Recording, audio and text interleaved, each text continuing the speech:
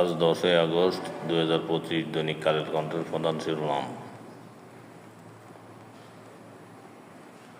আগের সব কর্মকর্তা বাদ দেওয়া কঠিন, বিতর্কিত 3 নির্বাচন। উপদেষ্টাদের সততার প্রতি পূর্ণ আস্থা মির্জা ফখরুলের।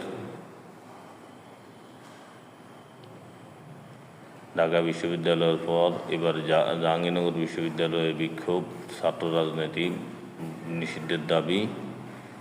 সংস্কারের প্রস্তাবের 99% 2.5 বছর আগে উপস্থাপন করে বিএনপি। তারেক রহমান।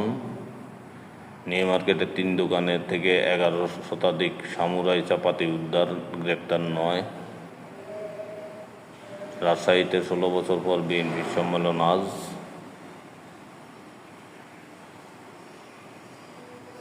সরকারকে পুরনো স্বৈরাচারের প্রত্যাগের দাবি আনু মোহাম্মদের। আজ থেকে ট্রাকে তেল, চিনি ও ডাল বিক্রি করবে টিসিবি। পেশি শক্তি ঠেকাতে বড় নিয়োগ হচ্ছে।